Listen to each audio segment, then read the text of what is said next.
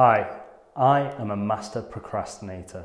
So today's video is a confession about how I will often go down many rabbit holes in trying to avoid the work that I need to do and I know I need to do, and how I am trying to overcome this, and how my business is all about improving productivity so that you can procrastinate and still get things done. Hi, my name is Adam Sykes, and in today's video I'm going to talk to you about how you can be a procrastinator but still get things done and get things moving and be more productive while still being able to focus on the other things that always seem to attract your attention. So I am the master at getting lots and lots of things done, learning loads of new things, going and creating loads of new little projects and getting ideas off the ground and coming up with new concepts. The trouble is a lot of the time these aren't the things that I am meant to be doing. I know I need to be doing something, but something always attracts me about a new project or a new way of working or creating a new video to put onto our YouTube channel. And these things help to distract me and keep me away from what I should be doing. And I've always been someone who has been attracted by learning new things. So I go onto the internet, I'll start Googling one thing that I'm meant to be looking for my work, and a couple of hours later I've learned something completely new about some obscure topic that was nothing to do with this particular issue that I first went online on. I've been watching YouTube videos, I've been listening to podcasts, I've been reading blog posts, and all the while the work hasn't been getting done. And so what happens is it gets late on and I am now an expert at getting things done very quickly, but still by maintaining the quality of content. However, it always feels not that great because I've procrastinated for so long and now I need to get the work done. This pressure is not a great way to work. So my whole business and my whole life of work, I've devoted my time to improving productivity so that I can get more done while I'm doing these other things. So a lot of what our business does is frees people up to focus on what they want to do, because the work that they need to do is being handled. All the mundane admin work, all the bits, the repetitive work can be automated and can be handled while you go off and try all the exciting stuff. So that's a big part of what my work and about what our business is about. So you may think that obviously procrastinators may be low achievers because they don't get anything done, they can never get motivated to do anything. But just without sounding like I'm bragging, you know, I've got a PhD, I run my own business, I did more A-levels than anyone, you know, at the time needed to do. You know, I am a high achiever in the classic sense of the term. I just don't always focus on the things that I should be focusing on. I don't always stick to the boring task. And it's probably because it's boring. You know, some aspects of work are boring. Doing your tax return is boring. Doing your admin work is boring. And people want to focus on the passions that they have, on the exciting things that they have. But this work needs to get done. And I think it's important that people understand that if they are procrastinators, that they do understand that this work needs to happen. And often they realize this and they have this this epiphany that it needs to be done, you know, right before it needs to be done.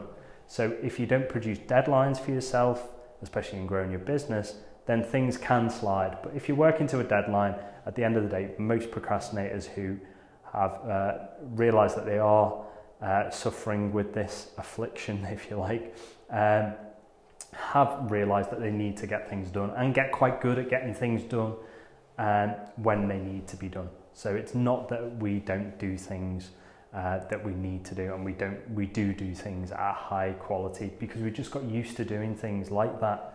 We got used to doing things when they need to be done, rather than giving ourselves loads of time to do a little bit when we, you know, to spread the load. So, I mean, one of my journeys, as I mentioned before, was about when I started my PhD. So I was doing a PhD in chemistry. So first off, I chose to do computational chemistry because that allowed me to not be in the lab having to synthesize compounds, which, you know, experiments can go wrong. They take a lot of time. Some experiments take hours and hours and you've got to sit there watching them, but not much is happening.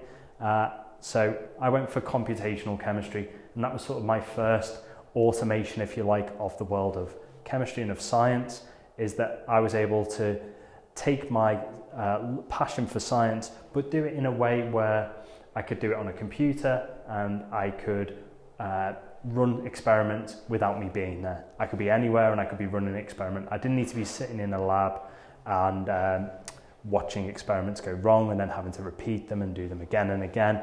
If I knew if I put it into my computer, you know, I put the same results in, the same input in, the same output would come out.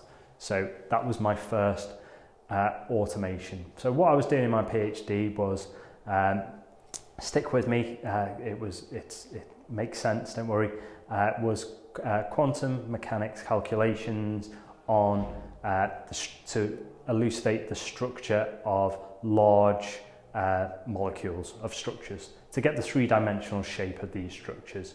So what I would do was I'd put in the coordinates of where all the chemicals would be, or where all the atoms would be even, and that would run a calculation and it would produce a structure of what that actual compound should look like, what we call a macromolecule, a large molecule would look like in its three-dimensional shape.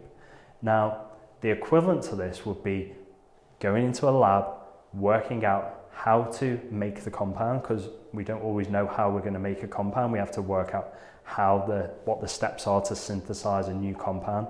We then have to make it. We then have to create it in enough of a sample which was pure enough, which was large enough to actually do experiments on afterwards.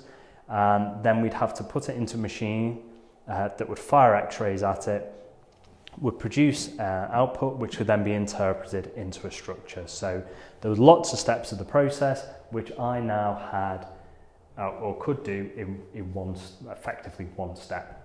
Coordinates in, output out. So all about automation to do the interesting parts, because the interesting part was I wanted to know what the structure was, because it was useful for things like we were looking at the use of these compounds as molecular sieves, so being able to effectively work like the sieve in your kitchen that you might drain your veg with, but it could sieve specific compounds through this other macromolecule in order to take them out of a solution or whatever it might be.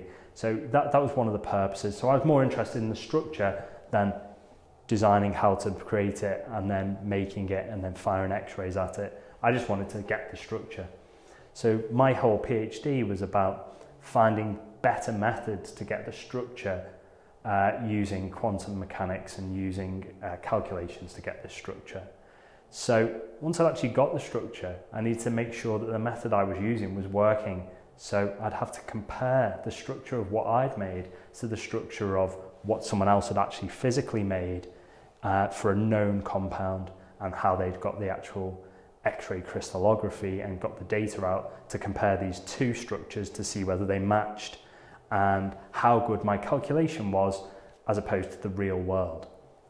So the way we had to do this was we had to measure, if everyone remembers back to their chemistry, and you had your compounds where you had atoms and you had bonds between atoms, and various atoms would be connected to each other, and that's how you get a chemical structure. Well, I had to measure the distance between atoms in this 3D structure, the angles at which atoms had between sets of three atoms, and also what we call a dihedral angle, which is the two sets of angles almost like that. If you imagine their atoms at the end of my thumbs and where they join, the angle of sort of rotation of sets of four atoms. So those sort of three sort of measures: the distance between two pairs, the angle between triplets, and sort of the dihedral angle, the twist angle, if you like, between quartets.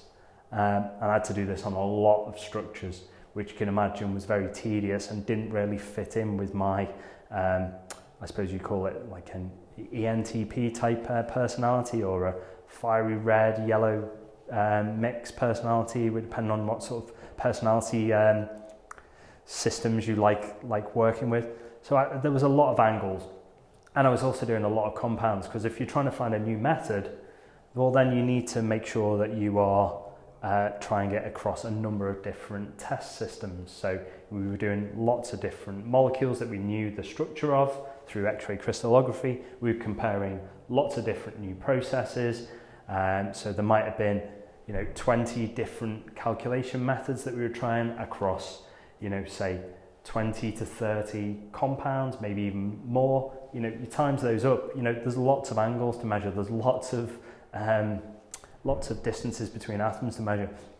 It all started sounding very boring again.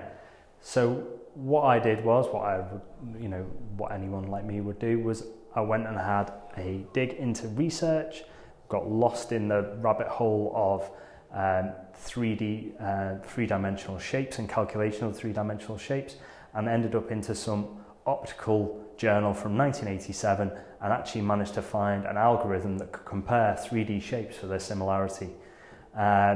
So I then made a program that would compare these shapes and could be run at the click of a button in order to compare two 3D shapes, the real one and my calculated one, and give me an answer of how good they were.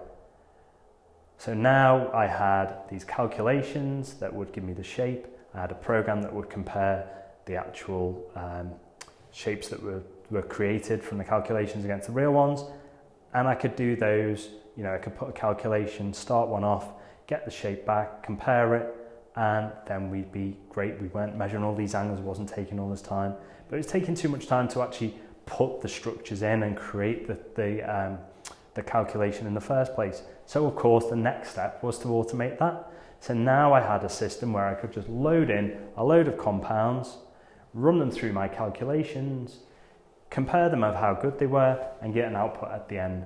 So all that entire process was automated. So this is what automation is. It's about doing things automatically.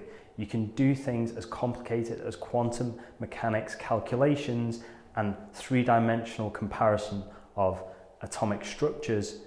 Then we can automate your business, and we can improve your business processes by taking these concepts, and that's what our business is about. So our business is about adapting the world through using automation, by applying ideas from automation techniques into your business and improving the way we can match up. Maybe that's matching up decision making. So we take a data set and we're matching up the decisions you made when certain inputs went in and what outputs came out. We can match up decisions and automate those decisions so that when a job comes in that needs this, then this happens. When a job comes in that needs that, then that happens. So we can take these technologies, and that's what our business does, is we take technologies of automation and improve your productivity and your performance of your business to free you up to do the interesting part. So I was interested in whether these structures were, being created from the calculations were a good fit to real world situation. So I wasn't interested in measuring bonds. That's anyone can measure the distance between 2 points. Children in primary school learn to use a ruler and measure the distance between 2 points. By the time you go to secondary school and you've got your protractor, you can measure the angles between 3 points. Doing that on a computer, you can do that by secondary school. You don't need to have someone who's working on complex science doing that. And if someone can automate it, even better. So if there's aspects of your business which you can automate, the time that you can free up to focus on the core of your business concepts is immense.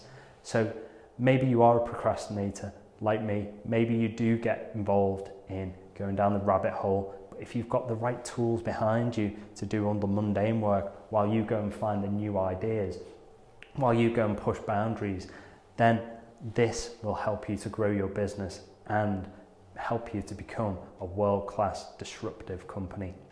So one final thing to leave you with. It's a quote from George Bernard Shaw, and it says, "The reasonable man adapts himself to the world. The unreasonable man continues to seek to adapt the world to himself, and all progress is made by the unreasonable man." Thank you for watching. If you've got any comments about automation and about how you can apply this to your business, or any other questions about today's video, drop them in the comments below, and I'll join you there in the conversation, try and help you out, see how we can apply automation in your business.